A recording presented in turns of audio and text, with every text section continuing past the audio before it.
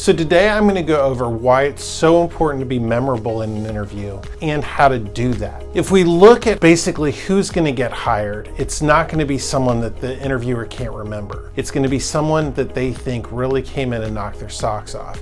And if they can't remember you, you probably didn't knock their socks off. So in this video, I'm going to go over the importance of telling stories in an interview and impress upon you the need to do so. First of all, a lot of times in interviews, you get open-ended questions. The question may take the form of, tell me what you think the important characteristics of being a leader are.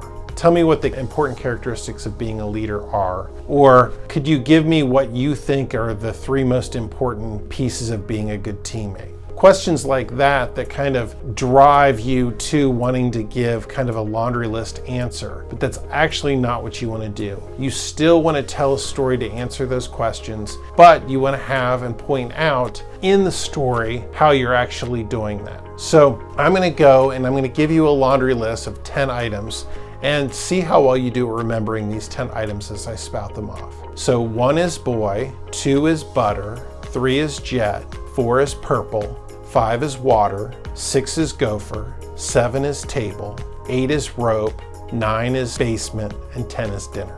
Now you can stop the tape and see if you can write these items down, or see if you can at this point go back and remember those 10 items. Now instead I'm going to tell you a story and see if it helps you remember these 10 items. So there was a boy and he was sent to the store to get butter. On his way home from the store, he looked up and saw a jet. He dropped the butter into a vat of purple dye.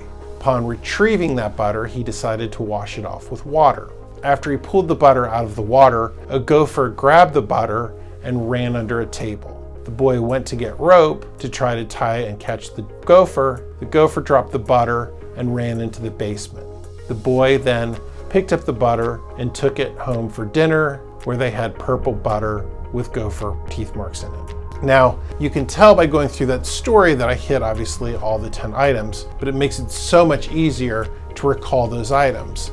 Now see if you can recall the items, and I would guarantee that you can get at least maybe 8, 9, maybe even all 10 of the items. So you can see how by telling a story, that makes it so you're able to visualize what's going on and visualize the items. The same holds true with the interviewer. If you're just giving somebody a laundry list to answer a question, that's not nearly as powerful as providing them with that story. And I can guarantee you, if you could remember that laundry list even an hour later, that would be impressive.